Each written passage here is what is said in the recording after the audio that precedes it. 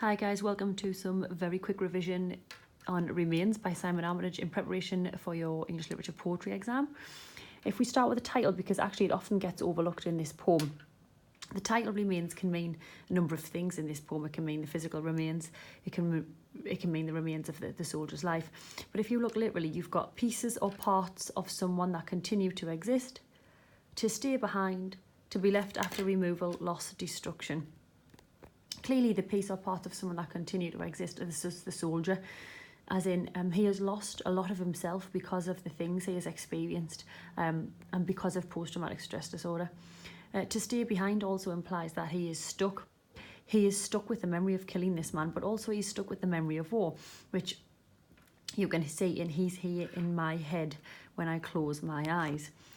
Also that links to the blood shadow that stays on the street as well. Stay behind can also mean that the death of the man. And then obviously to be left after removal, loss and destruction. Well, what is left of his life going forward now that actually he's potentially a murderer? His life has been ruined, his life has been changed. He is going to suffer continually. Which brings us back down to sleep. And sleep, if you look in the poem closely, has the comma after it in an instance of Shazera, so it's highlighted. And also we get that bloody life, bloody hands. Now these are both references to Macbeth and Lady Macbeth.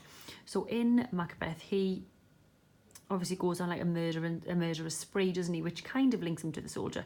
And Macbeth can't sleep, and we get the line, Macbeth doth murder sleep.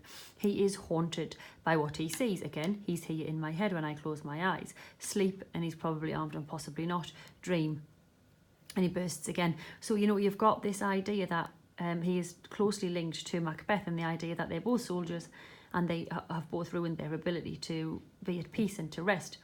They are both suffering from guilt. Lady Macbeth is the same. His bloody life in my bloody hands.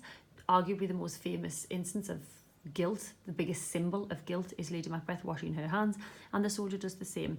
Blood therefore becomes a metaphor for the guilt that's going to follow him around, and you can link that to the blood shadow that stays on the street, as if he's going to be consistently and continuously haunted.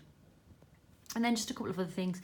When we get the opening line, on another occasion, interestingly, occasion comes from the Latin or meaning to fall. Well, the fall here is of the soldier, isn't it? That he has fell in terms of a huge flaw, which links him back to our tragic hero in Shakespeare's play Macbeth, because our tragic hero will also suffer a great fall because of their flaw. Macbeth does the same. Occasion also, this to fall can link to the body of the man falling to the floor, and that horrendous line about the bullets ripping through his life. And something again you can talk about is how we have lost the ability to treat people as humans. So Chaucer's Encarted has this animalistic quality, and perhaps and arguably our soldiers, when they return from battle, aren't able to emotionally connect to other people because of the things that they have witnessed and because of how they have suffered. That was just something very, very quick. Check my YouTube channel out for my grade 9 Remains video and for my lengthy video. There's obviously more that you can be saying about this poem, but it was just a couple of things to try and avoid the obvious thing, which in this poem is probably armed, possibly not. Massive good luck in your English exam.